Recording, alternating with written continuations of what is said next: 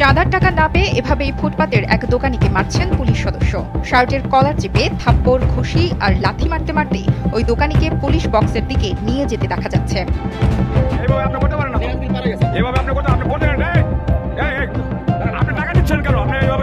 পুলিশের গোয়েন্দা শাখা উত্তর দক্ষিণের পরিদর্শক মোহাম্মদ রুহুল আমিন সহ এক টিমের বিরুদ্ধে 3.5 কোটি টাকা হাতে নেওয়ার অভিযোগ উঠেছে।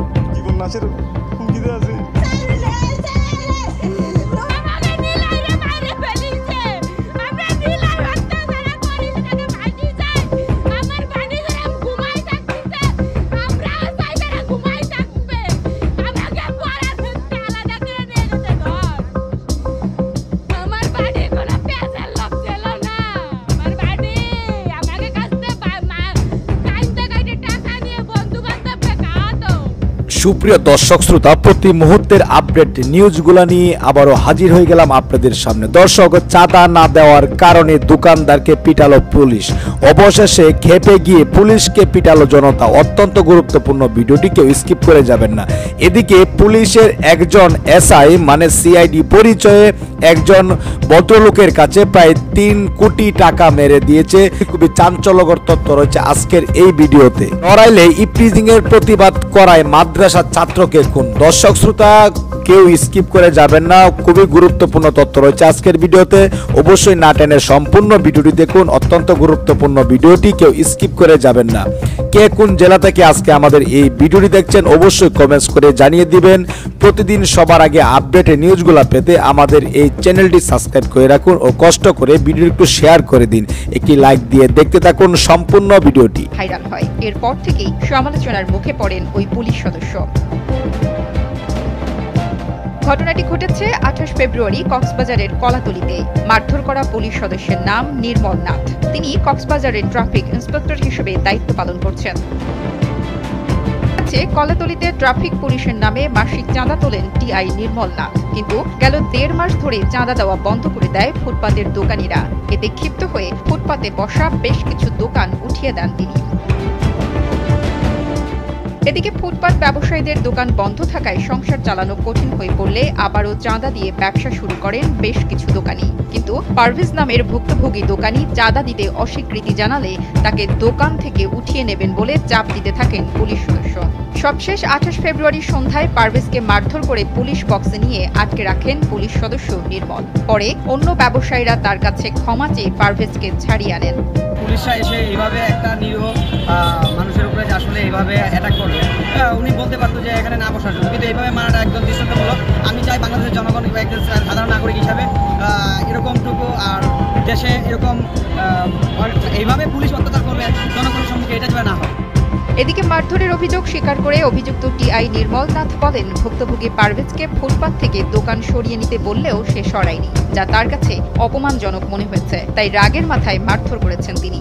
আমি গেলে দোকানগুলো সরিয়ে যাই। ওই দিন ওই ছেলেটা এখানে জানি সরতেছে না, আমি জানি না। আমি 3 বার যাওয়ার পরে এসে মানে আমার সামনে জিনিসপত্র ডিল দিচ্ছে, মানে আমাকে ইনসাল্ট হলো। তো পরে ওই যায় না, পরে আমি ওই রাগের মধ্যে তাকে ওদিকে নিয়ে আসবো। এটা আর কি।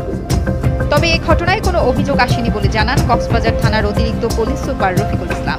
টিআইয়ের বিরুদ্ধে কোনো অভিযোগ পাওয়া যায় নাই কারো কাছ থেকে। এটা আমাদের নোটিশে এসেছে। এইটা হচ্ছে ট্রাফিক বিভাগকে আমরা বলেছি তার বিষয়ে পুলিশের যে ইন্টারনাল যে আমরা রিপোর্টিং সেটা হবে। স্থানীয় ব্যবসায়ীরা বলছেন, পেটের দায়ে ফুটপাতে ব্যবসা করে কোনো মতে আয় করলেও পুলিশকে দিতে হয় নিয়মিত চাঁদা। তাদের চাহিদা মতো চাঁদার টাকা না দিলে পড়তে হয় নানা রকম হয়রানিতে। এছাড়া প্রতিবাদ করতে গেলে এভাবেই শিকার হতে হয় মারধরের। চট্টগ্রাম মেট্রোপলিটন পুলিশের গোয়েন্দা শাখা উত্তর দক্ষিণের পরিদর্শক মোহাম্মদ রুহুল আমিন সহ এক টিমের বিরুদ্ধে 3.5 কোটি টাকা হাতে নেওয়ার অভিযোগ উঠেছে। আবু বকর সিদ্দিক নামে একজন ফ্রিল্যান্সারকে মানি লন্ডারিং ও সাইবার ক্রাইমের মামলায় ফাঁসিয়ে দেওয়া এবং ক্রসফায়ারের ভয় দেখিয়ে বিপুল পরিমাণ টাকা হাতিয়ে নিয়েছেন তারা। এ ঘটনায় তদন্ত কমিটি গঠন করেছে চট্টগ্রাম মেট্রোপলিটন পুলিশ। অভিযুক্ত পুলিশ কর্মকর্তাদের প্রত্যাহার করে সংযুক্ত করা হয়েছে পুলিশ লাইন্সে। জীবন নাশের হুমকিতে আছে। আমি আর সুষ্ঠু তদন্ত এবং বিচার চাই। ফ্রিল্যান্সাররা এই কষ্টের কারণে দেশে থাকতে চাই না, এই হয়রানি করে সবাইকে। ফ্রিল্যান্সিং করে জমানো টাকার সর্বস্ব হারিয়েছেন চট্টগ্রামের এই যুবক। সেই শোকতাপ করার আগেই তাকে আসতে হয়েছে হাইকোর্টে। যাদের বিরুদ্ধে টাকা হাতিয়ে নেওয়ার অভিযোগ, সেই গোয়েন্দা পুলিশের মামলায় আগাম জামিন পেতে আদালতে সে ভয় শঙ্কা যেন ঘিরে ধরেছে তাকে।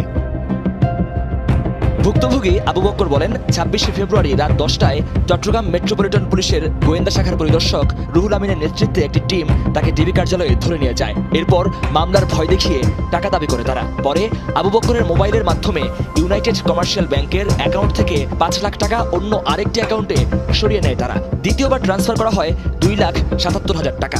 ওনারা আমার থেকে টাকা দাবি করে ১০ লাখের মতো, মানে আমি দিতে রাজি হই প্রাণের বইয়ে। তো আমি বলছি, তো ওনারা বলতেছে এগুলো কীভাবে দেবেন, এই টাকাটা কীভাবে দেবেন।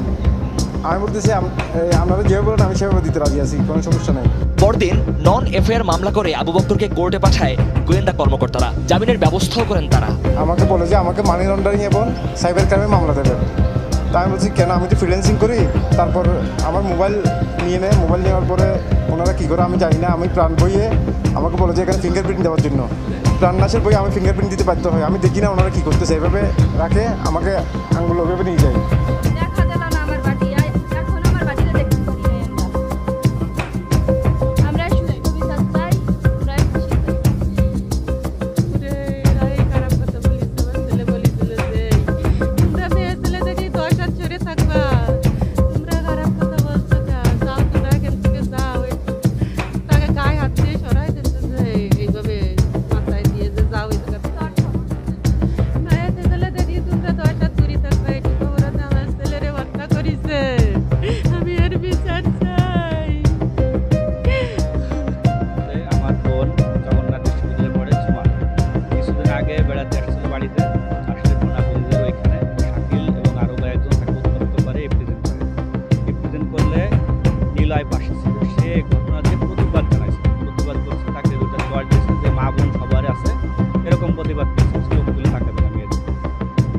পরে 10 দিন পর কালকে সে ওয়াজ মাহফিল করতে গেছিল, ওইখানে তাকে হত্যা করছে লোকজন নিয়ে।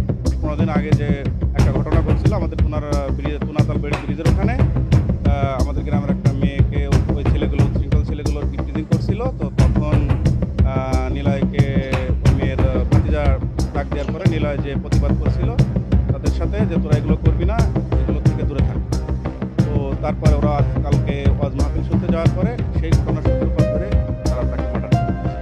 যে ছেলেগুলো মারছে ওকে ওরা ইফটিজিং করছিল আমাদের গ্রামে একটা মেয়েকে, ও আবার প্রতিবাদ করছিল। প্রতিবাদ করার কারণে আজকে মনে করেন ওয়াজ মাহফিল শুনতে গেছিলো, ওনার কারণে শুনতে দেয় ওরে মনে করেন ওই হিসেব করে আজকে তারা মারিছে। তা মনে করেন আজকে প্রতিবাদ করছে, ইফটিজিং করছে, সেই হিসেবে প্রতিবাদ করছে। আজকে তারা এসে জানতে চাইছে এইভাবে প্রতিবাদ করার কারণে মনে করেন মানুষ মারা যায়, তারা প্রতিবাদ করবে না। যে এই ছেলেটা যেভাবে আজকে মারা গেল